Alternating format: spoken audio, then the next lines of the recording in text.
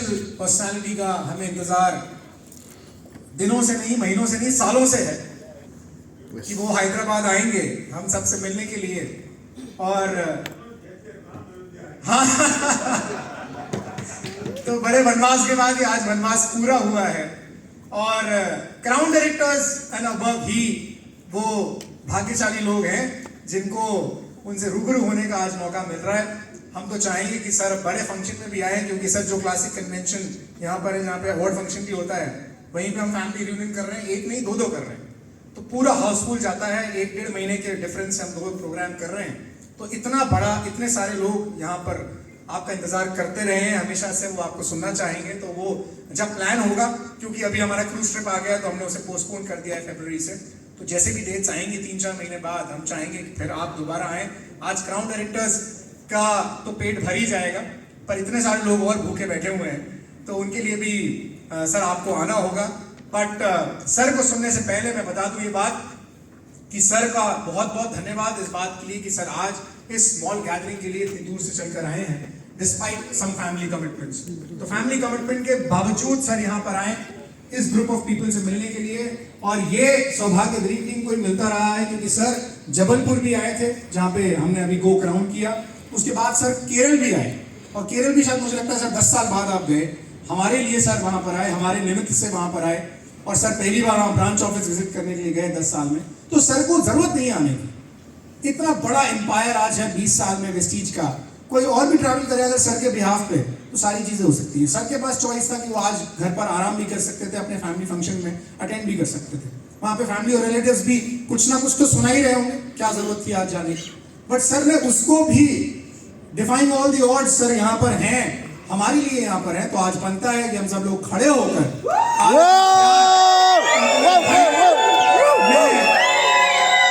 मैं समय बचा रहा हूँ। सर का स्वागत करने की हमारी भावनाएं बहुत हैं, पर फिर लंच भी होना है और फिर सर को निकलना भी है, तो हम सर को सुनना ज्यादा चाहेंगे। तो मैं जोरदार तालियां आपकी रुके नहीं इनवाइट करने जा रहा हूं वेस्टीज मार्केटिंग प्राइवेट लिमिटेड के managing director and chairman Shri Gautam Bali जी।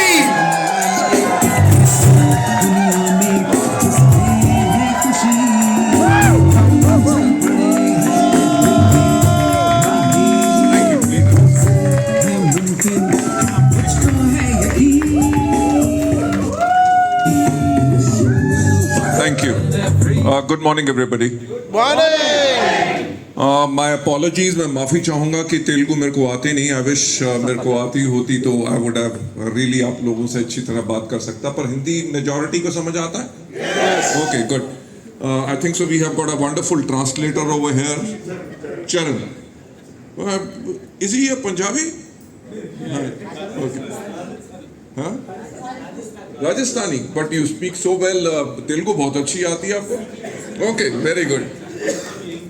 अच्छा, सब यहीं के, और आप भी तेलुगु सरदार हो। ओके।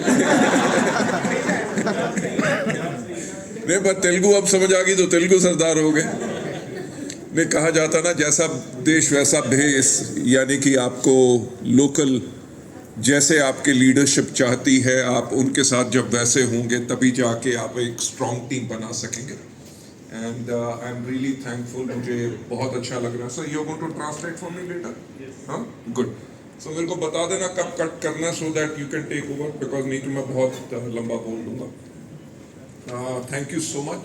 मुझे बहुत अच्छा लग रहा है आज आप लोगों के पास यहाँ पे मिलके। मेरे को जब बहरेल साहब ने बताया कि it is going to be a crown and above meeting only, तो मैंने कहा it will be my pleasure, ताकि मैं आप लोगों के साथ इनफैक्ट मेरा प्रोग्राम तो कल रात को आने का था, ताकि दिन में नहीं बल्कि शाम को भी we can all spend time together. But there is a very very good news. 2 नवंबर को you know, I have been blessed with a grandson.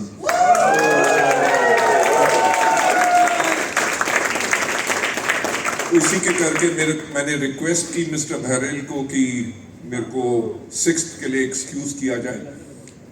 But मैं आप लोगों को एक प्रॉमिस करता हूं कि we will make up to it and बहुत जल्दी जो नेक्स्ट आपका प्रोग्राम होगा रेजिडेंशियल, वहां पे एक रात नहीं बल्कि 2 रात में आप लोगों के साथ, बिकॉज लेडीज जेंटलमैन, जो आज सर्वज्ञ आप लोगों को बता रहे थे, इनफैक्ट मैंने जब जबलपुर में भी इनकी प्रेजेंटेशन सुनी और यहाँ पे भी जो मैं सुनी, केरला में तो I could not here you, you were leaving, right, but मैं सही बात बताऊं, even though he is much much younger, पर सर्वज्ञ से बहुत कुछ सीखने को मिलता है regarding leadership, mindset and everything. I think so you have got fantastic leadership, जिसके अंदर जो आप लोगों को यही बताते हैं कि आप लोगों ने अपनी टीम्स को कैसे बिल्ड करना है। आई थिंक सो ये सब आया है मिस्टर एसपी भेरिल के थ्रू, जिनका इतना वास्ट एक्सपीरियंस है, इतने सालों से, हाउ मेनी इयर्स, 25 साल से ज्यादा हो गया टीम्स को बिल्ड करते हुए, right. And before I talk about the vision of the company, मैं यही कहना चाहूंगा कि जो ट्रू लीडर्स होते हैं वो कभी मी नहीं बोलते, वो हमेशा वी बोलते। यू नो, देयर इज एक किताब है जिम कॉलिंस की जिसका नाम है Built to Last. No, the name of there are 3 books. So उस बुक का नाम है From Good to Great, कि अगर आपको एक अच्छे लीडर से ग्रेट लीडर बनना है तो आपको उसमें क्या करना है। आई थिंक सो ये एक मस्ट रीड किताब है अगर आप अपनी जिंदगी को बहुत एक अलग लेवल पे लेके जाना चाहते हैं। उसके अंदर उन्होंने गुड टू ग्रेट के अंदर उन्होंने यही कहा है, उन्होंने कंपैरिजन किया 50 ऐसी कंपनीज का जो एक टाइम पे, राइट, बिल्कुल बराबर थी, उनकी सेल्स बराबर थी, उनके पास टेक्नोलॉजी बराबर थी, उनकी शेयर मार्केट में प्राइसिंग लिस्टिंग बराबर थी, दे वर ऑल गुड कंपनीज। और हुआ क्या कि अगले 15 साल के अंदर जो मेजॉरिटी कंपनीज थी वो सब की सब नीचे चली गई, और जो गुड कंपनीज थी जिनके पास एक टाइम पे सेम तजुर्बा और रिसोर्सेस सब कुछ सेम था, टैलेंट सेम था, और जो कुछ कंपनीज थी वो गुड कंपनी से ग्रेट कंपनीज बन गई। उस बुक के अंदर अगर आप पढ़ो, जब मैंने भी उसको पढ़ा, उसमें बहुत इंपॉर्टेंट चीजें मेरे को पसंद आई। नंबर 1, उन्होंने कहा कि वो कंपनीज, मैं कंपनीज की बात इसलिए कर रहा हूं कि जो आपका नेटवर्क है वो आपकी कंपनी है। Yes, super.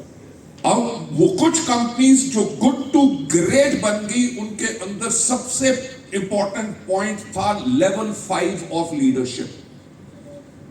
Level 5 of leadership में उन्होंने एक ही चीज डिफाइन की है, उन्होंने कहा है लेवल 5 लीडर्स वो होते हैं जो कभी मी नहीं बोलते, वो हमेशा कहते हैं वी।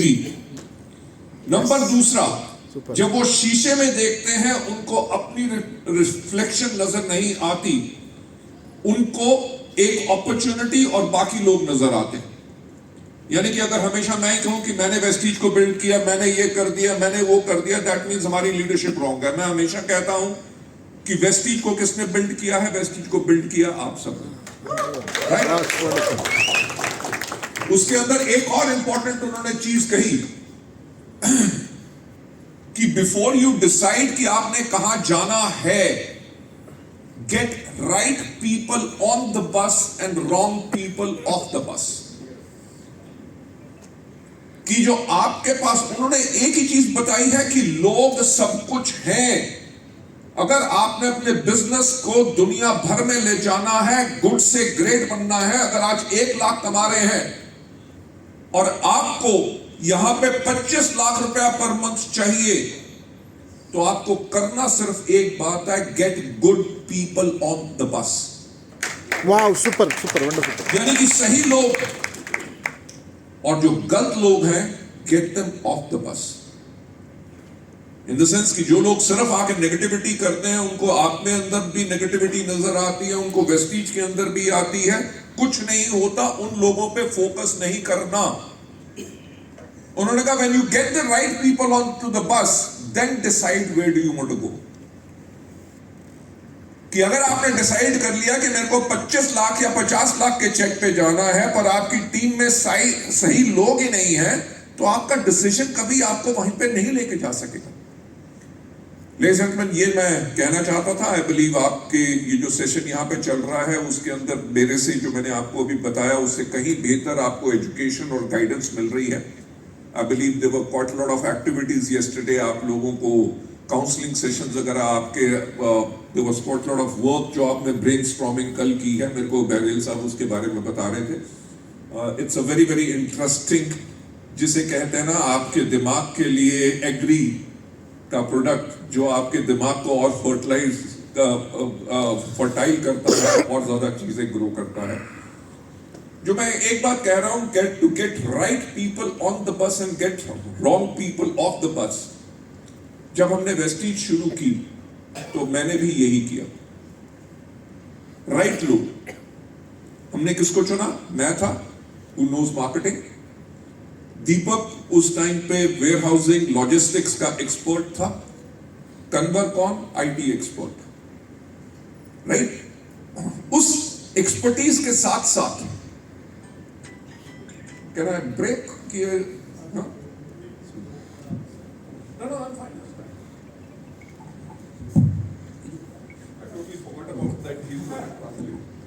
సార్కి చాలా ఆనందంగా ఉన్నది ఇక్కడ రావడము. ఎందుకంటే ఇంతమంది క్రౌన్ అండ్ అబవ్ ఉన్నారు అంటే నేను చాలా ఖుషి అయినాను. మీ గురించి ఇక్కడ వచ్చినాను. సో నేను నిన్న రాత్రి రావాలని అనుకున్నా, కానీ 2 రోజుల క్రితమే నాకు మన్మడు పుట్టిండు. సో నేను తాత అయినాను, అందు గురించి నేను రాలేకపోయాను. సో కానీ నేను హామీ ఇస్తున్నా, తర్వాత ఎప్పుడైనా మన దగ్గర మీటింగ్ ఉంటే ఒక్క నైట్ కాదు 2 రాత్రులు కూడా మీతో నేను గడపడానికి తయారున్నాను. ఇక్కడ మీ లీడర్షిప్ చాలా మంచిగా మీకు ట్రైనింగ్ ఇస్తున్నారు. సర్వజ్ఞ బారెల్ గారు ఇంత చిన్న వయస్సులో కూడా మీకు లీడర్షిప్ గురించి, మైండ్ సెట్ గురించి ఏదైతే చెప్తున్నారో, నేను జబల్పూర్లో కూడా వాళ్ళని విన్నాను. అండ్ ఎస్పి బాల్ సార్ యొక్క అనుభవాలు ఉన్నాయి. మీరు చాలా గ్రేట్. ఎందుకంటే మీకు ఇంత గ్రేట్ లీడర్స్ మీకు మంచి ట్రైనింగ్స్ ఇస్తున్నారు. అండ్ నేను కూడా వాళ్ళ యొక్క ట్రైనింగ్ విని చాలా నేర్చుకుంటాను అని చెప్తున్నారు. సో ఇక్కడ జిమ్ కాలిన్ అని ఒక రచయిత ఒక పుస్తకం రాసిండ్రు, ఫ్రమ్ గుడ్ టు గ్రేట్ అని. సో దాంట్లో లీడర్షిప్ గురించి మాట్లాడుకుంటూ అతను ఏం చెప్పారు అంటే, ప్రపంచంలో ఒక 50 కంపెనీస్ గురించి అతను స్టడీ చేసి వాళ్ళందరూ మంచి లెవెల్లో ఉన్న కంపెనీస్ గురించి మాట్లాడినారు. కానీ కొన్ని సంవత్సరాల తర్వాత దాంట్లో కొన్ని కంపెనీసే చాలా పెద్ద కంపెనీస్ లాగా ఎదిగినాయి. అండ్ మిగతా వాళ్ళు అక్కడే కింద వెళ్ళిపోయారు. ఎందుకంటే వాళ్ళ దగ్గర 3 విషయాలు ఉండే ఆ కంపెనీస్ లోపల. సో నేను కంపెనీ గురించి మాట్లాడుతున్నా ఎందుకంటే మీ నెట్వర్క్, మీ కంపెనీ ఉన్నది. సో మీరు కూడా మీ నెట్వర్క్కి ఓనర్ ఉన్నారు. సో ఇక్కడ చూడండి, లీడర్స్ ఎవరైతే ఉంటారో నేను, నాది అని ఎప్పుడు మాట్లాడారు, మనము అని మాట్లాడతారు. నాట్ మీ ఆర్ ఐ, వి అని చెప్తారు అని చెప్పారు. సో ఇది చాలా ఇంపార్టెంట్ పాయింట్. ఇక్కడ ఎప్పుడైనా సెకండ్ పాయింట్, వాళ్ళు అద్దంలో చూసుకుంటే, మిర్రర్లో చూసుకుంటే నేను అని కనపడదు, నేను బిల్డ్ చేసినానని కాదు. వాళ్ళకు ఈ ఆపర్చునిటీ అండ్ వెనుక టీమే వాళ్ళకు మిర్రర్లో, అద్దంలో కనిపిస్తుందట. సో వాళ్ళ లోపల అట్లాంటివి మైండ్ సెట్ ఉంటుంది టీం పట్ల. అండ్ ఇంకొక ఇంపార్టెంట్ పాయింట్ చెప్పారు, మీరు ఏదైనా గోల్ డిసైడ్ చేయక ముందు రైట్ పీపుల్ని ఆన్ బస్ తీసుకోవాలి, రాంగ్ పీపుల్ని ఆఫ్ బస్ చేయాలి. అంటే ఎవరైతే సరి అయిన విచారం కలిగిన వ్యక్తుల్ని మీ టీంలో తీసుకురావాలి. అండ్ ఎవరైతే సరి అయిన విచారంలో లేరు, నెగటివ్ ఉన్నారు, మీ గురించి నెగటివ్, వెస్టీజ్ గురించి నెగటివ్, వాళ్ళకు ఫోకస్ లేదంటే వాళ్ళ మీద దృష్టి పెట్టొద్దు, వాళ్ళని పక్కకి పెట్టేసి అప్పుడు డిసైడ్ చేయాలి నేను 10 లక్షల, 20 లక్షల, 50 లక్షలని. సో ఎప్పుడైతే మీరు పెద్ద గోల్ పెట్టుకుంటారో దానికన్నా ముందు మీరు మీ టీంని సెట్ చేయండి. మంచి ఆలోచన సరళి ఉన్న వాళ్ళకు మీ టీంలో తీసుకొని రండి, అప్పుడు మీరు స్టార్ట్ చేయండి. నేను కూడా వెస్టీజ్ స్టార్ట్ చేసినప్పుడు మా 3 ఉన్నారు, దీపక్ సార్, కమర్బీర్ సార్ అండ్ మేము ముగ్గురము ఒక రైట్ మైండ్ సెట్లో స్టార్ట్ చేశాము. మాకు ఉన్న ఎక్స్పర్టీజ్, ముందు ఉన్న అనుభవాల్ని మేము యూజ్ చేసుకుంటూ ఈ కంపెనీని ఇక్కడ వరకు తీసుకొచ్చినామని సార్ చెప్తున్నారు. और जो माइंडसेट जो कन्वर, दीपक और मेरा था, वो माइंडसेट यही था कि हम लोगों की लाइफ को चेंज करना चाहते हैं. You know why? Because आप अगर और कोई बिजनेस भी करो किसी भी और बिजनेस में आपको इतनी रिस्पेक्ट नहीं मिलेगी जो इस बिजनेस में मिलती है आपके डाउनलाइन से। क्यों? क्योंकि आप अपने डाउनलाइंस की लाइफ चेंज करते हैं। Wonderful wonderful. So ladies and gentleman, that was the beginning जिसके करके हमने वेस्टीज की शुरुआत इस सोच से की। मेरा हमेशा एक बात कहना होता है कि सफलता उसी को मिलती है जिसकी तैयारी अच्छी होती है, राइट? सो हमने वेस्टीज को लॉन्च करने से पहले बहुत कुछ सोचा। बाकी मार्केटिंग प्लान्स में क्या प्रॉब्लम आती है, क्योंकि मैंने 1996 से नेटवर्क मार्केटिंग के अंदर इन्वॉल्व हूं, हमेशा प्रोफेशनल था, अपना नेटवर्क कभी नहीं बनाया। बट कंपनीज के अंदर क्योंकि मैं सेल्स मैनेजर हुआ करता था, तो लोगों के घर में जा जाके 1-to-1 ट्रेनिंग्स खुद की, हजारों 1-to-1 प्लान शो किए, हजारों होम मीटिंग्स की, हजारों स्टेज के ऊपर प्लान शो किए, हजारों डेमोन्स्ट्रेशन की। 1996 वो टाइम है जहां पे नेटवर्क मार्केटिंग शुरू हुई थी और किसी को नहीं पता था कि ये कभी चलेगी कि नहीं, राइट? टीम कैसे बिल्ड करनी है, मार्केटिंग प्लान कैसे शो करना है, टीम को एजुकेट कैसे करना है, मोटिवेट कैसे करना है, मेंटर कैसे करना है। मैंने लोगों की टीम्स बनाई और वो जो टीम्स बनाई उससे वो एक्सपीरियंस मिला कि लोगों को क्या प्रॉब्लम है। हमने एक बात समझी कि लोग कुछ नहीं चाहते, वो मेहनत करके अपनी इनकम खुद कमाना चाहते हैं, बल्कि उनको चाहिए एक मैनेजमेंट जो उनकी बात सुने और उनको सॉल्यूशन दे। मैं पहले एक कंपनी में था, उसके बाद छोड़ के दूसरी कंपनी में वाइस प्रेसिडेंट गया, थर्ड कंपनी में चीफ एग्जीक्यूटिव ऑफिसर बना। 3 कंपनीज के एक्सपीरियंस से मैंने एक चीज देख ली कि ज्यादातर कंपनीज की मैनेजमेंट जो है वो लोगों की सुनती नहीं है।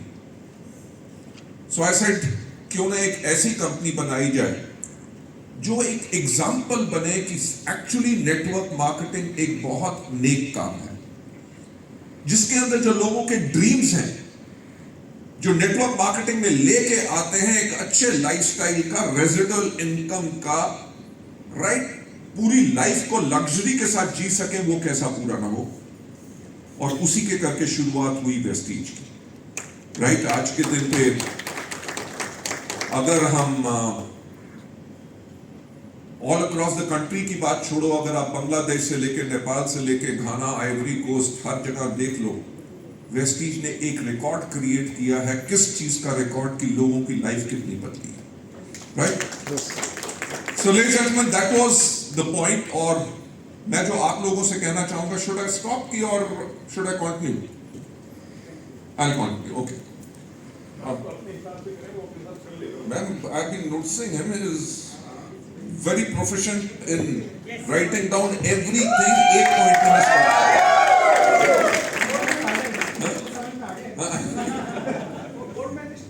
अच्छा, आप कौन से मेडलिस्ट थे?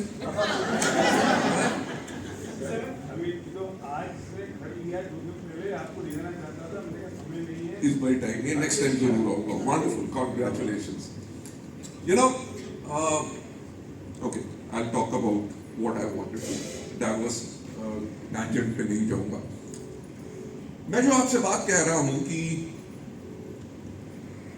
वेस्टीज जिस बिजनेस में है वो डायरेक्ट सेलिंग का है, हाँ या ना?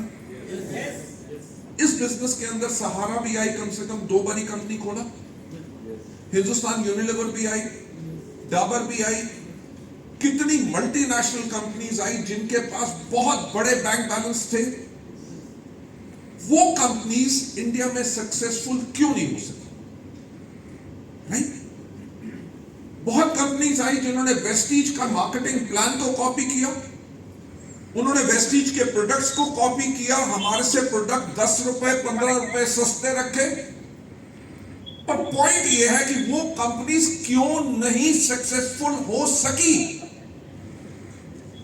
क्योंकि मुझे याद है 1996 में जब मैं डायरेक्ट सेलिंग के अंदर आया तो मुझे इस इंडस्ट्री के बारे में कुछ नहीं पता था।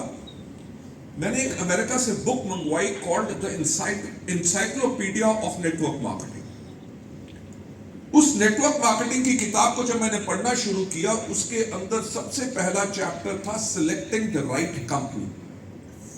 सिलेक्टिंग द राइट कंपनी के अंदर जब मैंने पढ़ना शुरू किया तो पहला उनका पॉइंट था, the number 1 and the most important point was look at the management of the company.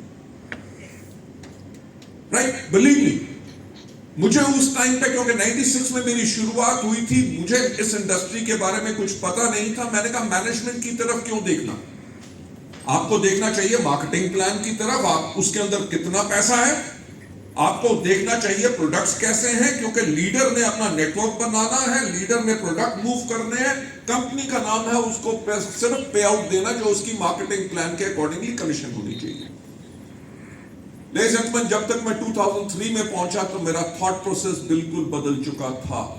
Why? Because मैं कंपनीज की टॉप मैनेजमेंट में काम करता था, और जब मैं देखता था कि कंपनी की टॉप मैनेजमेंट, मैं ये नहीं कहूंगा कि उनकी थॉट गलत थी, उनके सोचने का तरीका डिस्ट्रीब्यूटर्स के प्रति नहीं था।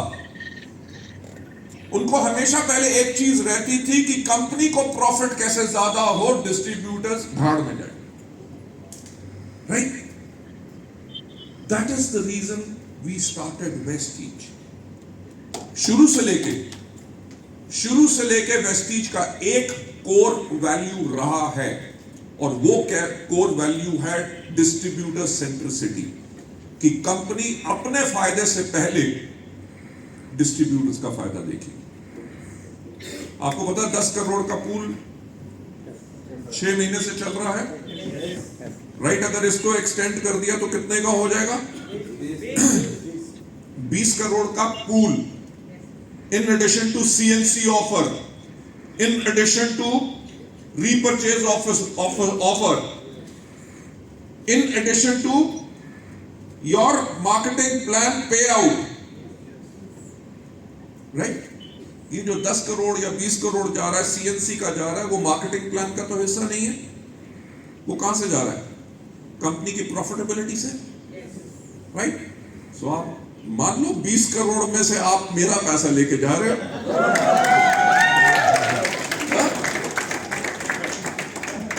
और पॉइंट ये है कि 20 करोड़ अपनी पॉकेट से मैं आपको दे रहा हूं और मैं खुश हो रहा हूं।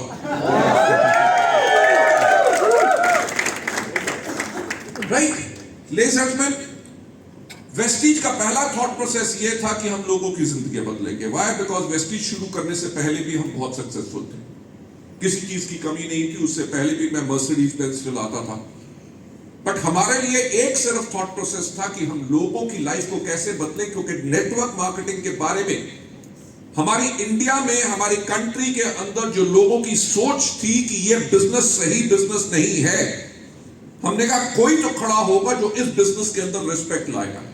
और आज देख लो, हम जहां पे भी जाते हैं, वेस्टीज की टाई लगाई हो तो दूर से लोग पहचान लेते हैं कि वेस्टीज है, राइट? और पॉइंट ये है, कोई ये नहीं कहता कि वेस्टीज के लोग चोर हैं, राइट? आज के दिन पे वेस्टीज का नाम लेना कि मैं वेस्टीज में काम करता हूं, लोग प्राइड से बोलते हैं कि I am with the company called Vestige. So that is the change जो हम लेके आए। Before I proceed on further, I would like to ask Charanji to translate it for me, please. Yes, ఇక్కడ ఏం చెప్తున్నారంటే, మేము ఎప్పుడైతే వెస్టీజ్ స్టార్ట్ చేశాము, సో మా mindset correct mindset ఉండే. ఎందుకంటే వేరే ఏదైనా మీరు పని చేయొచ్చు, కానీ ఎంత రెస్పెక్ట్, ఎంత రికగ్నిషన్ మీకు ఈ నెట్వర్క్ మార్కెటింగ్లో ఉంటుంది, వేరే ఏ బిజినెస్లో కూడా మీకు ఇంత రెస్పెక్ట్, పేరు ప్రఖ్యాతులు దొరకవు. ఎందుకంటే ఇక్కడ మనము వేరే వాళ్ళ జీవితాల్ని మనం మార్చుతున్నాము, వేరే వాళ్ళ యొక్క కళల్ని మనం నిజం చేయడానికి వాళ్ళతో పని చేస్తున్నాము. సో అందు గురించి అంత రెస్పెక్ట్ ఉన్నది. 1996లో మేము ఎప్పుడైతే ఇట్లాంటివి కంపెనీ స్టార్ట్ చేయాలి అని అనుకున్నాము, 3 కంపెనీస్ నేను పని చేసిన, మంచి లెవెల్లో, వైస్ ప్రెసిడెంట్ లెవెల్లో, CEO లెవెల్లో పని చేసి నాకు ఏమర్థమైంది అంటే, ప్రతి ఒక్క కంపెనీ మనం మాట్లాడుకుంటే గొప్ప గొప్ప కంపెనీస్ ఇక్కడ వచ్చినాయి.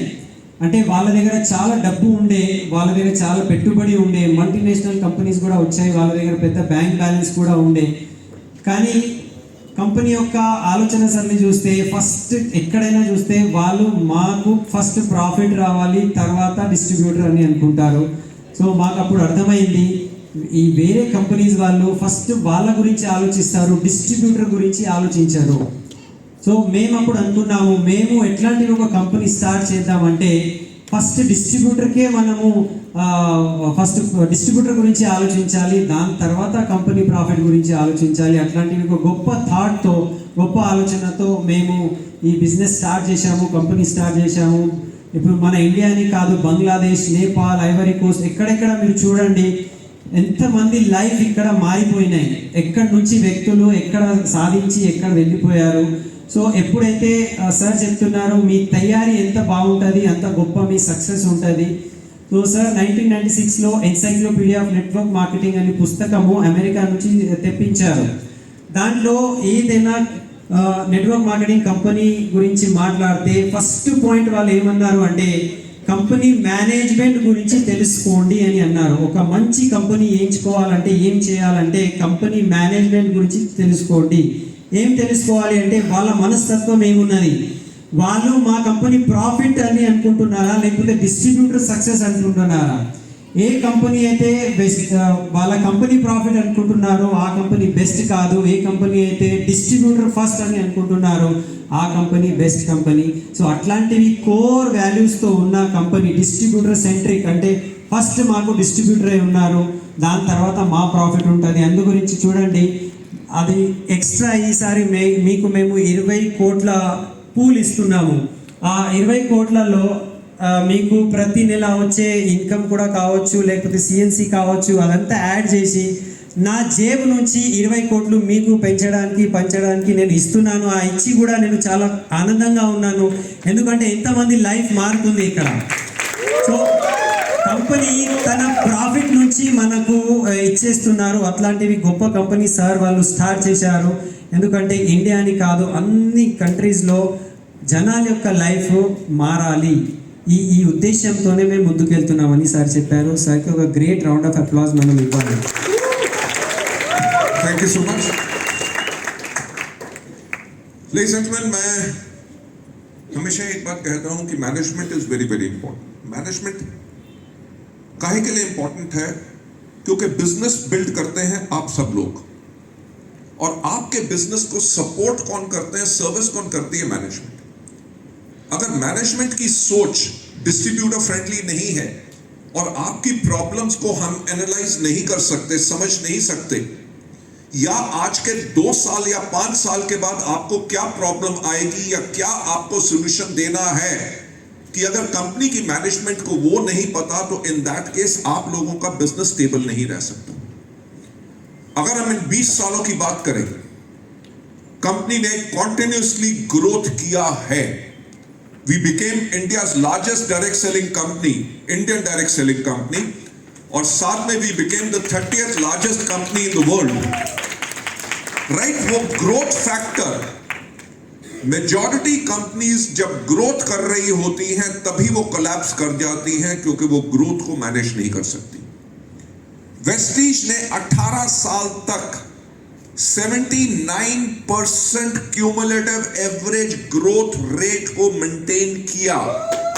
Wow, super, wonderful. Right, 18 years in a row 79%, यानी कि अप्रोक्सीमेटली 80% की growth every year. That means we were doubling our turnover every year.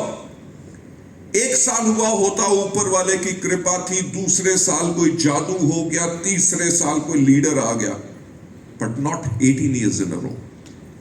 Right, वो थॉट प्रोसेस इसलिए था क्योंकि जो मैं हमेशा कहता हूं कि सफलता उन्हीं को मिलती है जिनकी तैयारी अच्छी होती है. वेस्टीज की मैनेजमेंट हमेशा एक फ्यूचरिस्टिक मैनेजमेंट रही है. We have always thought about the future. जब 2004 में हमने स्टार्ट किया, every company in the country had a business starter kit. हर एक कंपनी के पास रिन्यूअल फी होती थी, हर कंपनी के प्रोडक्ट की प्राइस बहुत ज्यादा कॉस्टली होती थी. राइट, अगर आप हमारे मार्केटिंग प्लान को भी अंडरस्टैंड करो, बाइनरी हो, ट्राइनरी हो, कुछ भी हो, हर एक लीडर का एक ही ग्रुप सबसे ज्यादा स्ट्रांग होता है, और कोई कंपनी एक ही ग्रुप के ऊपर मल्टीपल इनकम नहीं देती. वेस्टीज ने इस चीज के ऊपर ही काम किया कि जब लोग हमारे यहां पे आ रहे हैं, they are not coming for income, they are coming for wealth, यानी कि दौलत कमाने आ रहे हैं. तो हमने एक ही लाइन के ऊपर आपको director bonus, travel fund, car fund, house fund, LOB, everything you get, all the points on that line. You won't believe हमारे सिद्धार्थ सिंह एक सिंगल लाइन से 13.5 लाख रुपया पर मंथ कमाते हैं। Wow super. If you understand, may be आप अपने network से बता सकते हैं कि कौन से आपके बिगेस्ट नेटवर्क से कितनी इनकम आती है। That is the thought process जो मैनेजमेंट ने सोचा कि डिस्ट्रीब्यूटर को क्या प्रॉब्लम आती है, स्टेबिलिटी क्यों नहीं बनती, इनकम स्टेबल क्यों नहीं हो सकती। सिमिलरली जब हमने किट्स को अबॉलिश किया, क्योंकि तब सब कंपनीज किट बेच रही थी, और वेस्टीज को स्टार्ट करने से पहले हमने दुनिया भर की कंट्रीज जहां पे नेटवर्क मार्केटिंग एक लीगल इंडस्ट्री है, वहां के लॉज पढ़े, और हमने वेस्टीज को उसी तरह से बनाया कि जब इंडिया में कोई लॉज आए तो बाकी कंपनीज चेंज करें, वेस्टीज को चेंज करने की कोशिश ना हो। हमने 2004 में शुरुआत की, 2016 के अंदर गाइडलाइंस आई, यानी कि 12 साल से हम वो फॉलो कर रहे थे जो बाद में गाइडलाइंस में आया। सब कंपनीज ने चेंज किया, एक कंपनी ने चेंज नहीं किया, वो थी वेस्टीज। राइट? जो मैं कह रहा हूं मैनेजमेंट, कि अगर मैनेजमेंट ने 12 साल पहले सोच के वो चीज कर दी जो होने वाली है, नहीं तो अगर बाकी सब लोग सिर्फ किट बेचते और जैसे ही किट बंद होते तो सेल डाउन आती, क्योंकि आदत ही किट का बिजनेस था। हमने बिजनेस स्टार्ट ही किया किस चीज के ऊपर? रीपरचेज के ऊपर। मैनेजमेंट की अगर मैं बात करूं, मैं सिर्फ और किसी चीज के लिए नहीं, not to blow my own trumpet, मैं सिर्फ आप लोगों को यह चीज बताना चाहता हूं, क्योंकि आज आपसे पहली बार मुलाकात हुई है, कि आपको एक सिक्योरिटी होना चाहिए, एक बिलीफ होना चाहिए, एक श्योरिटी होनी चाहिए कि आप जिस मैनेजमेंट के साथ हैं वो आपके बारे में सोच रही है और आपका फ्यूचर बिल्कुल सेफ है। राइट? कोई भी बड़ी से बड़ी प्रॉब्लम आए, आप लोगों की कंपनी की management is capable enough to handle that. मैं आपको बताऊंगा 2011 के अंदर जब हमें 7 साल कंप्लीट हुए थे, हमारा क्यूमुलेटिव एवरेज ग्रोथ रेट 135% था, एंड हमने सोचना शुरू किया फॉर ईयर 2020। 2011 में we were doing fantastic, 135% growth. जो हमने 2020 के बारे में देखा तो 2020 में क्या नजर आया कि 2020 में इंडिया की 70% जो पॉपुलेशन होगी उसकी एज 35 से कम होगी। राइट? और 2007 तक क्या हो रहा था? हमारा बिजनेस था डॉक्टर एंड पेशेंट का गेम। हमारे जितने डिस्ट्रीब्यूटर थे वो पेशेंट ढूंढते थे। आपको कोई प्रॉब्लम है, हेल्थ इश्यू? वो कहता था नहीं, किसी काम का आदमी नहीं। राइट? वाई? बिकॉज हमारे प्रोडक्ट्स इतने इफेक्टिव हैं, लोगों को एस्थमा होता था, ट्यूमर्स होता था, क्लॉट्स होते थे, diabetes, you talk about thyroid, किसी को भी कोई प्रॉब्लम हो, लोग जो 3-3, 4-4 साल से अपने बेड से नहीं उठे हुए, उन्होंने हमारे प्रोडक्ट्स खाए, 3-4 महीने के अंदर they became so healthy. Wonderful wonderful sir, wonderful super.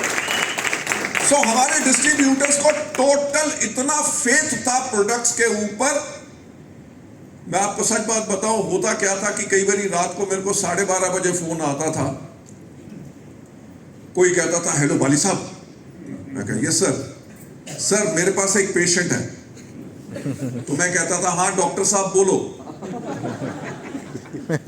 Patient किसके पास जाता है? डॉक्टर के पास। अगर हमारे डिस्ट्रीब्यूटर के पास पेशेंट आ गया तो डिस्ट्रीब्यूटर डॉक्टर बन गया। Yes yes. तो मैं कहता था डॉक्टर साहब बोलो।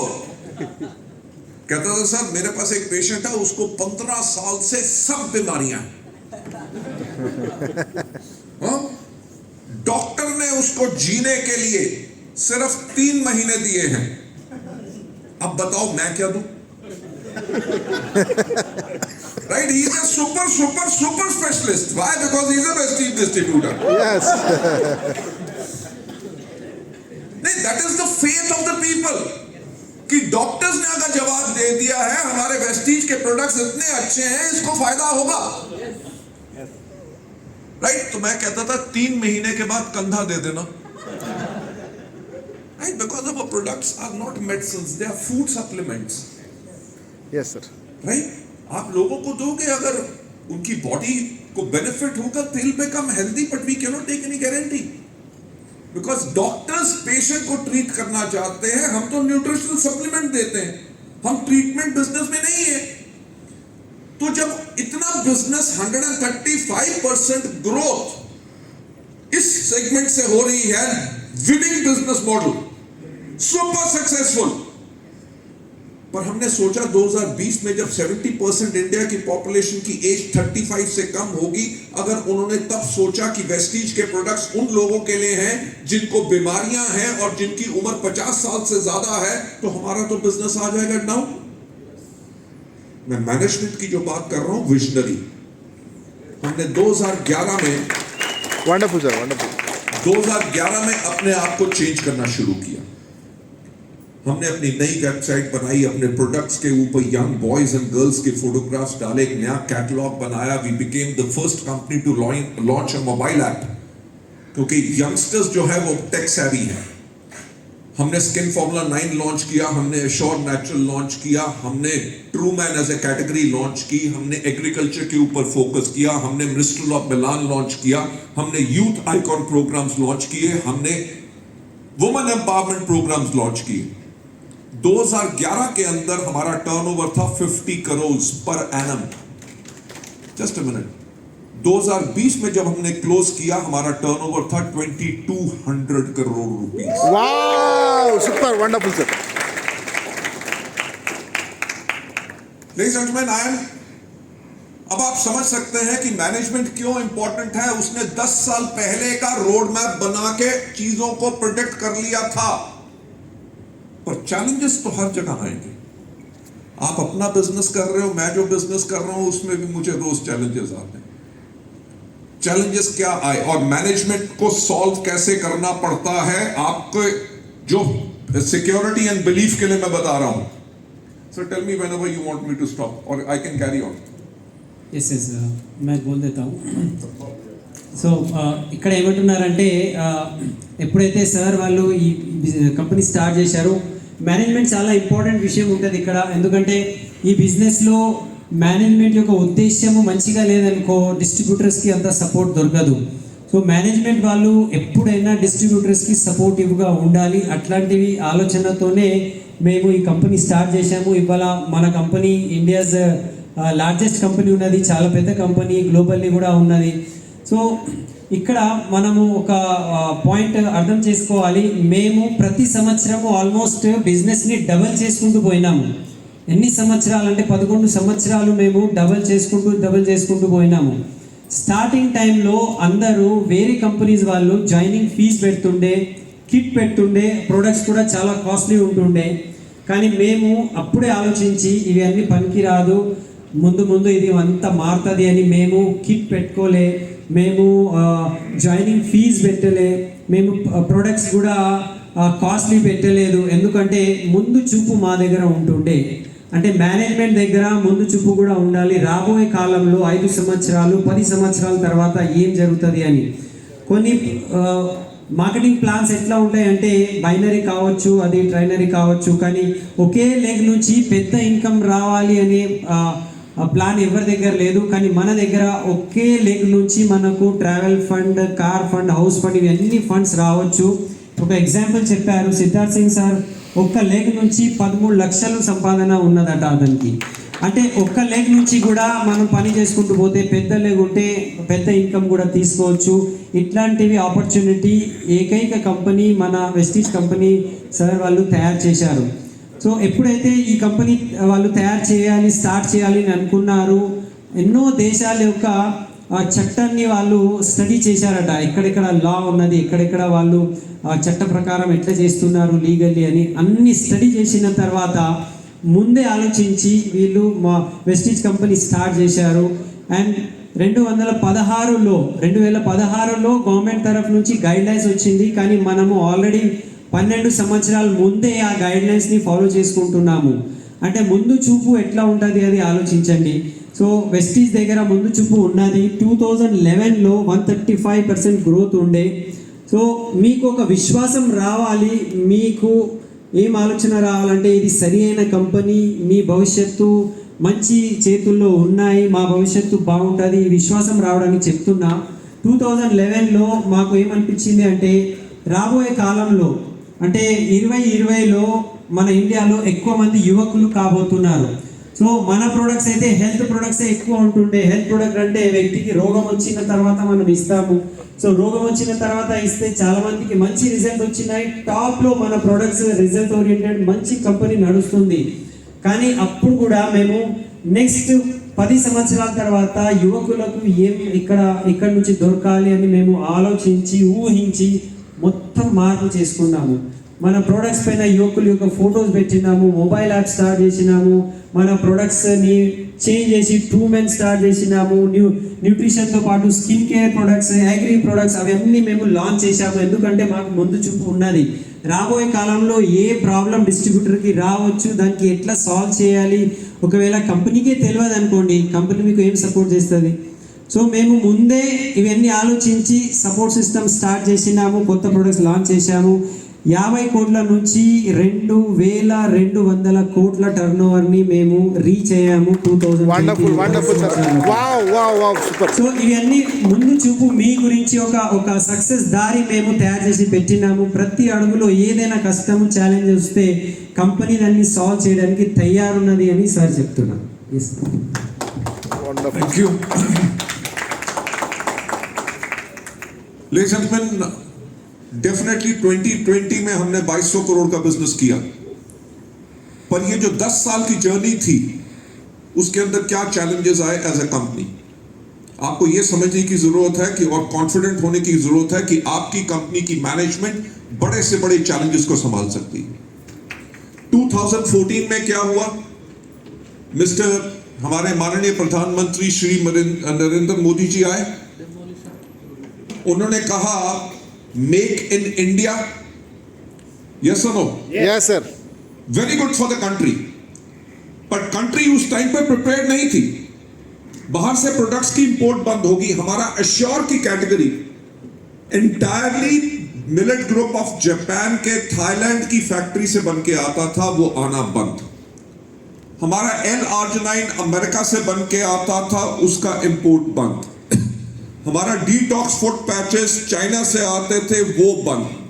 कितने रॉ मटेरियल्स आने बंद हो गए क्योंकि रजिस्ट्रेशन डिले हो गया. हमने 2011 से स्टार्ट किया, 2014 में हम ऊपर जा रहे हैं. जब मेक इन इंडिया हुआ सब कुछ नीचे आना शुरू हुआ. कंपनी ने क्या किया, 2 महीने के अंदर अपना R&D सेंटर लॉन्च किया.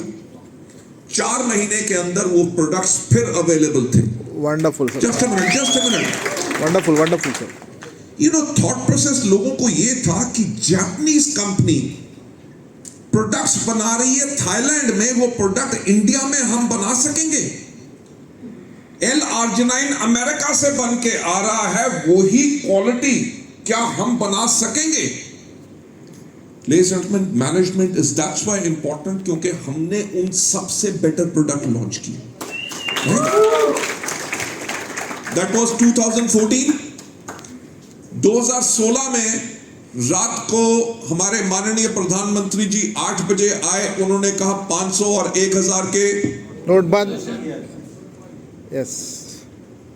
आपको याद होगा उस टाइम पे क्या था कि लोगों को 2000 रुपया निकालने के लिए बैंक से भी लाइन लगाना पड़ता था. Correct sir. राइट. हमारा बिजनेस उस टाइम पे एवरेज 72 करोड़ चल रहा था, गिर के आ गया 47 करोड़ पे. 50% डाउन. जब कंपनी 72 से उसको 150 करोड़ पे ले जाना चाह रही है, हमारी मैन पावर, हमारे ऑफिसेज, हमारे अवार्ड फंक्शंस, हमारी CNTs सब कुछ डबल हो चुकी हैं, क्योंकि हमें अपना टर्नओवर डबल करना है. खर्चा आपका डबल हो जाए और आपका बिजनेस 50% डाउन, कोई भी कंपनी डूब सकती थी. बट वी मैनेज्ड एवरीथिंग, और हमें 1 साल लगा फिर से 72 करोड़ पे जाने के लिए. मैं 2016 की बात कर रहा हूं. 2017 में हम नॉर्मल आए. 2018 में क्या हुआ, GST आ गया. आयुर्वेदिक कैटेगरी पे वैट था 5%, जो GST हो गया 12%.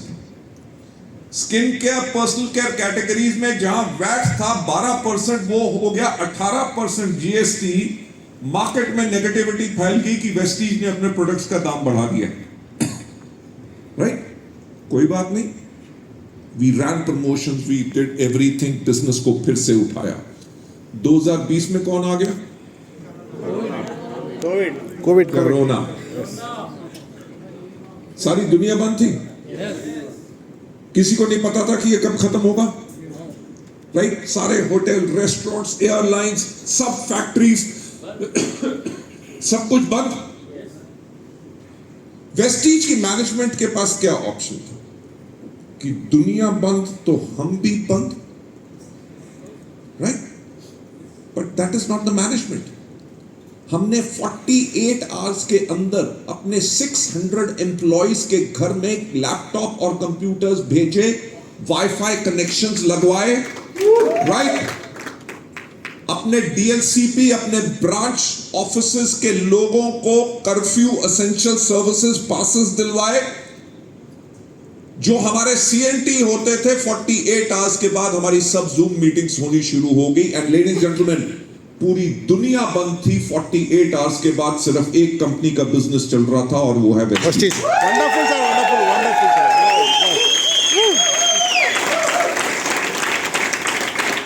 You know, that is a company with an attitude, जो वो प्रॉब्लम्स को नहीं देखती, वो सोल्यूशन को देखती है। राइट, एंड आपको पता है कि कोविड के टाइम के अंदर we did the highest ever businesses. Right, सबके बहुत बड़े बड़े चेक आए। गुड। अब 2021 के अंदर हमने क्या किया? हमने अपनी प्लानिंग बना ली है फॉर 2030। राइट, आपने सोचा है कि 2030 कैसा होगा? कभी सोचा है? नहीं सोचा। आप में से कितने लोग हैं जिनके पास स्मार्टफोन्स हैं? एवरीबडी? आप में से हर कोई आदमी व्हाट्सएप यूज करता है? Yes. Facebook, Instagram, Twitter, LinkedIn, you know what is the Instagram. Right, आपके फोन ने क्या किया? आपकी टॉर्च को खत्म कर दिया, कैलकुलेटर खत्म कर दिया, अलार्म क्लॉक खत्म कर दी, रिकॉर्ड प्लेयर, सीडी प्लेयर सब खत्म कर दिए, एसटीडी पीसीओ बूथ खत्म कर दिए, पोस्टमैन खत्म कर दिए। राइट, आज के दिन पे न्यूज़पेपर्स खत्म हो रहे हैं। आप अपने गाने सुनते हो फोन पे, मूवीज देखते हो फोन पे, किसी से भी बात करनी हो करते हो इसके ऊपर। अकबर ने किसको थप्पड़ मारा? अब याद करने की जरूरत नहीं, you can search it on Google. Right, the world is changing. आज के दिन पे आपके पास क्या स्पीड है? 5G। 2030 तक कम से कम 6G या 7G होगी। राइट, जो पॉइंट मैं आपसे कहने की कोशिश कर रहा हूं, जब 2020 में हमने अपनी 2030 की स्ट्रैटेजी बनाई, उसके अंदर हमने एक बात देखी कि वर्ल्ड और ज्यादा डिजिटल होगा। आज के दिन पे आप रील्स देखते हो, सब कुछ देखते हो, हर कोई हर जगह लोग रील्स बनाने के बड़े शौकीन हैं। अब जब वर्ल्ड इतना डिजिटल है तो डिजिटल वर्ल्ड में हमारे लोग बिजनेस कैसे करेंगे?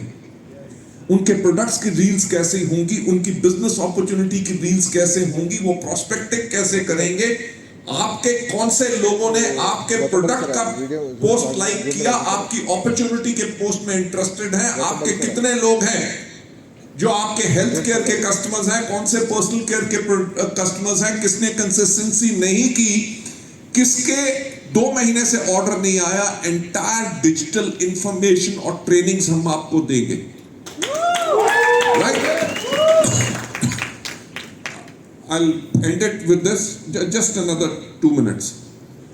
अब इस एंटायर फेज के अंदर जब वर्ल्ड पूरा डिजिटल होगा, डिजिटली आप अपना कैसे बिजनेस करेंगे, हमने पूरी स्ट्रैटेजी बना के आपके लिए रेडी हो गया है। आपने देखा होगा कि कंपनी के भी जो सोशल मीडिया के ऊपर पोस्ट आते हैं वो ज्यादा के ज्यादा आपके बिजनेस को ग्रोथ दे रहे हैं। पर पॉइंट क्या है कि 2030 तक हम किन कैटेगरीज के अंदर सबसे ज्यादा बिजनेस करेंगे?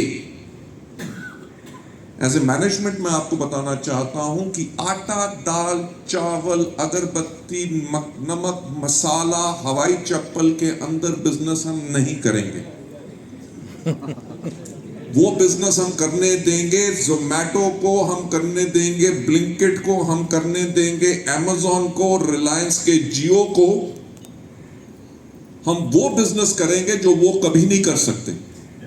Wonderful sir, wonderful. राइट? हमारा बिजनेस जो है 2030 तक जिस चीजों के ऊपर हम फोकस कर रहे हैं 3 मेजर कैटेगरीज में रहेगा। Number 1 health. Number 1 health. क्यों? क्योंकि कोविड ने सिखा दिया कि इम्यूनिटी क्या है। लोगों को हेल्दी रहना और लाइफ की चीजें सिखा दी। So that's why we are going to focus on health, क्योंकि everybody wants to be healthy और हमारे प्रोडक्ट्स हाईली इफेक्टिव हैं। राइट? आपको पता है कि हमारा one of the largest health care का सेलिंग प्रोडक्ट है flaxseed oil. Yes sir, yes sir, yes sir. Right? Number 1 is health. Number 2 वो कैटेगरी जिससे लेडीज बड़ी खुश होती हैं, beauty, beauty. Beauty, skin care. Why?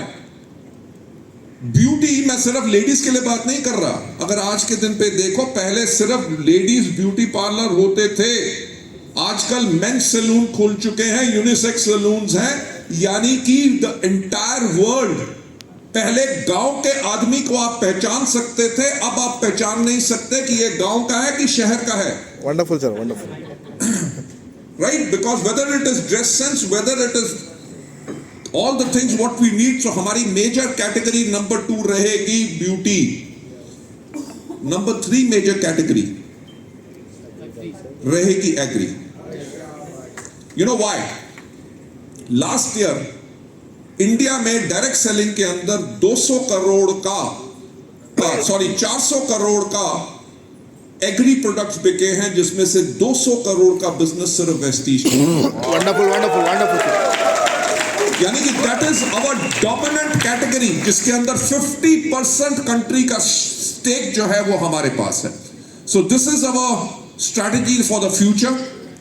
और मैं यही चाहता हूं कि ये सब स्ट्रैटेजी हमने बहुत सोच के, कम से कम हमें 1.5 साल लगा इस स्ट्रैटेजी को बनाते हुए, हर एक चीज को अंडरस्टैंड करने में।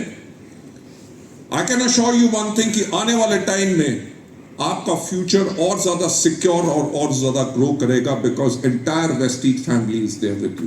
Wonderful sir, sir thank you sir, thank you sir. Yes sir, మనకు ఒక కంపెనీ యొక్క తయారీ అని అంటారు కదా, కంపెనీ వాళ్ళు ముందు చూపు పెట్టుకొని రాబోయే ఛాలెంజెస్, కష్టాలు ఏవైతే రావచ్చు దానికి ఎట్లా సొల్యూషన్ తీయాలని ముందే వాళ్ళు ఆలోచించి తయారవుతున్నారు.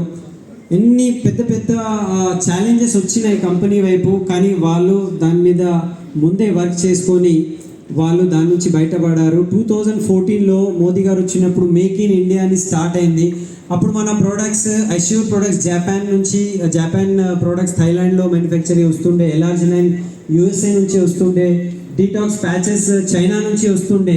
ఇవి అన్నీ బంద్ అయిపోయినాయి అప్పుడు మేక్ ఇన్ ఇండియా రాగానే. సో ఇప్పుడు ఎలా చేయాలి? సో వేరే కంపెనీ ఉంటే ప్రోడక్ట్స్ బంద్ అయిపోయింది అని వాళ్ళు కూడా బంద్ చేసేస్తారు, కానీ మన కంపెనీ 2 నెలల లోపల R&D స్టార్ట్ చేసి 4 నెలల లోపల ఇండియాలోని అవి అన్ని ప్రోడక్ట్స్, దానికన్నా మంచి క్వాలిటీ ప్రోడక్ట్స్, ఆ లెవెల్ కాదు, దానికన్నా బెటర్ క్వాలిటీ ప్రోడక్ట్స్ ఇండియాలోనే తయారు చేసి మన గురించి భయపడడం స్టార్ట్ అయింది. మళ్ళీ 2016లో నోట్ బందీ అయింది.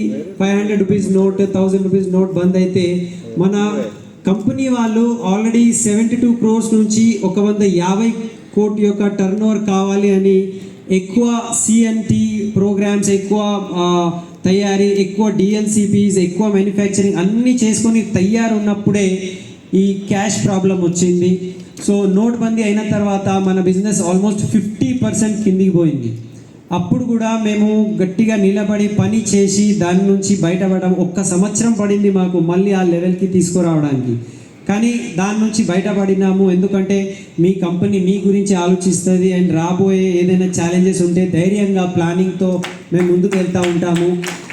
దాని తర్వాత 2018లో GST వచ్చింది. GST రాగానే ఏమైంది, ఆయుర్వేదిక్ ప్రోడక్ట్ మీద ఏడు శాతం ట్యాక్స్ పెరిగింది. జిఎస్టీ 5% నుంచి 12% అయింది. స్కిన్ కేర్ మీద 12% నుంచి 18% అయింది. అంటే అందరు అనుకున్నారు వెస్టీజ్ వాళ్ళు ప్రైస్ పెంచుకున్నారని. అది వెస్టీజ్ ప్రైస్ పెంచలే, అది జిఎస్టీ అంటే ట్యాక్స్ పెరిగింది. సో అందరూ నెగటివ్ మాట్లాడడం స్టార్ట్ చేసిండ్రు. అయినా కూడా మేము చాలా హార్డ్ వర్క్ చేసి ఇంకా దాని గురించి అవగాహన అందరికీ ఇచ్చి మళ్ళీ మేము నిలబెట్టుకున్నాము. అండ్ అప్పుడే వచ్చింది కోవిడ్ 2020లో. సో కోవిడ్ అంటే ఎంత భయంకరంగా సిచ్యువేషన్ ఉండే, మొత్తం ప్రపంచం అప్పుడు బంద్ అయిపోయింది. సో మొత్తం ప్రపంచం అంటే హోటల్స్, ఫ్యాక్టరీస్, ఆఫీసెస్ అన్నీ బంద్ అయిందంటే మేమేం చేయాలి? సో వెస్టీజ్ కూడా బంద్ కావాలి కదా. కానీ వెస్టీజ్ బంద్ కాలేదు. ఎంత ధైర్యంతో వాళ్ళు మన గురించి ఏమేమి చేశారు చూడండి. 48 అవర్స్ లోపల అంటే 2 రోజుల లోపల వాళ్ళ దగ్గర ఉన్న 600 ఎంప్లాయీస్ ప్రతి ఇంటికి ల్యాప్టాప్ వాళ్ళు ఇచ్చి, వాళ్ళకు వైఫై కనెక్షన్స్ ఇచ్చి, డిఎల్సిపి అండ్ బ్రాంచ్ ఆఫీసెస్కి కూడా ఆ ఫెసిలిటీ ఇచ్చి వాళ్ళు మన పనిని 2 డేస్ లోపల మళ్ళీ నార్మల్ చేసేసారు. మళ్ళీ ఆ పని స్టార్ట్ అయిపోయింది. ఎంత గొప్ప విషయం. మొత్తం ప్రపంచం అక్కడ బంద్ ఉంటే 2 డేస్ లోపల వెస్టీజ్ వర్క్ అనేది మళ్ళీ స్టార్ట్ అయింది. కర్ఫ్యూ పాసెస్ తీసుకొని అందరికి ఇచ్చేసాము. అండ్ ఇమ్మీడియట్లీ అందరూ 2 డేస్ లోపల Zoom meeting, Zoom training start అయింది. సో బిజినెస్ డౌన్ కాదు. ఆ టైంలో వేరే కంపెనీస్ బంద్ అయినాయి, కానీ మన దగ్గర highest paycheck, highest turnovers ఆ టైంలోనే వచ్చినాయి. సో ఇదంతా ఎందుకు జరుగుతున్నది అంటే కంపెనీ ముందు చూపు, కంపెనీ ప్రతి ఒక్క ఛాలెంజ్ని అది ధైర్యంగా నిలబడి ఆ ఛాలెంజ్ నుంచి సొల్యూషన్ వైపు ఆలోచించే కంపెనీ ఉన్నది. సో మేము 2021లో 2030 గురించి మేము ఆలోచిస్తున్నాము. సో 2030లో ఏమవుతుంది అంటే ఈ స్మార్ట్ ఫోన్ ఇంకా డిజిటల్ టెక్నాలజీ రాబోతుంది. సో అందరూ డిజిటల్లీ వర్క్ చేస్తారు. అందు గురించి మేము కూడా డిజిటల్లీ ఎక్కువ డిజిటల్ రీల్స్ గురించి, కస్టమర్ సపోర్ట్ గురించి, సిఎన్సి ఆర్డర్స్, ట్రైనింగ్ మొత్తం డిజిటల్లీ మేము చేస్తున్నాము. అట్లాంటివి తయారీ, ప్లానింగ్, స్ట్రాటజీ మేము తయారు చేశాము. సోషల్ మీడియా కూడా ఎక్కువ వాడుకొని ఎక్కువ పెద్ద బిజినెస్ మనం చేయాలి. సో రాబోయే కాలంలో 2030లో ఎక్కువ బిజినెస్ దేంట్లో ఉంటుంది? సో పప్పు, లేకపోతే మనము ఏవైతే ఇంట్లో మనం వాడేవి ధాన్యాలు ఉంటాయి, లేకపోతే మనం ఏవైతే అమెజాన్ నుంచి, ఫ్లిప్కార్ట్ నుంచి, జొమాటో నుంచి తెప్పిస్తూ ఉంటామో ఆ బిజినెస్ మనం చేయము. మనం ఏం చేస్తున్నాము అంటే వీళ్ళందరూ ఏవైతే చేయలేరు ఆ బిజినెస్ మనం చేయబోతున్నాము. అండ్ ఆ 3 కేటగిరీస్ ఫస్ట్ ఏమున్నది అంటే హెల్త్ కేటగిరీ ఉన్నది. కోవిడ్ తర్వాత అందరికీ తెలిసిపోయింది హెల్త్, ఇమ్యూనిటీ ఎంత ఇంపార్టెంట్. సో మన ప్రోడక్ట్స్ చాలా ఎఫెక్టివ్ ప్రొడక్ట్స్, రిజల్ట్ ఓరియంటెడ్. మన టాప్ ప్రోడక్ట్ అందరికీ తెలుసు, ఫ్లాక్స్ సీడ్ ఆయిల్ ఉన్నది. సో హెల్త్ గురించి మనము టాప్ ప్రయారిటీలో పని చేస్తున్నాము. సెకండ్ బ్యూటీ, స్కిన్ కేర్లో ఇప్పుడు ఇవాళ లేడీస్ కాదు, జెంట్స్ కూడా స్కిన్ కేర్లో చాలా ముందుకు వచ్చారు. అండ్ 3వ category agriculture. So last year 400 కోట్ల అగ్రి బిజినెస్ అయితే దాంట్లో 200 కోట్ల బిజినెస్ అగ్రిలో వెస్టీజే చేసింది. అంటే ఇండియాలో అగ్రి బిజినెస్ అయిందంటే 50% వెస్టీజే చేసింది. సో ఇది చాలా పెద్ద కేటగిరీ ఉన్నది. సో ఈ 3 కేటగిరీలో మేము ముందు ఆలోచన పెట్టుకొని ఇట్లాంటివి బిజినెస్ తయారు చేస్తున్నాము. సో ఈ మా తయారీ మీరు చూడండి, చూసేసి మీరు ఆలోచించండి. మీరు సేఫ్ హ్యాండ్స్లో ఉన్నారు. రాబోయే కాలంలో మీ ఫ్యూచర్ చాలా సేఫ్ ఉన్నది. మీ ఫ్యూచర్ భద్రత బాగున్నది. ఎందుకంటే మీ గురించి వెనుక ఒక గొప్ప అండ్ ధైర్యం కలిగిన మేనేజ్మెంట్ నిలబడి ఉన్నది. ఆ విశ్వాసం మీరు పెట్టుకోండి అని చెప్తున్నారు. So ladies and gentlemen, this is ये था जो मैं आप लोगों को बताना चाहता था कि आपकी कंपनी की मैनेजमेंट आप लोगों के साथ है, आप लोगों के फ्यूचर के बारे में सोच रही है और इस दुनिया में कोई ताकत नहीं है जो हमें पीछे हरा सकती है. Wonderful sir, yes sir. So we continue to grow and thank you so much आज मुझे टाइम देने के लिए. It was definitely a pleasure to meet all of you and next time जैसे सर्वज्ञ कह रहे थे कि अवार्ड फंक्शन में, वेस्टीज अवार्ड फंक्शन मेरे ख्याल से मार्च में हो रहा है. हाँ, सो आई डेफिनेटली भी, मैं भी यहाँ पे ज़रूर आऊँगा क्योंकि आप लोगों से मिलने के लिए. और नेक्स्ट जब भी आपका विनिंग टीम का प्रोग्राम रहेगा, ये मेरा आपसे प्रॉमिस रहा कि I will be. So ladies and gentlemen, thank you so much and thank you so much for the entire winning team. और एक स्पेशल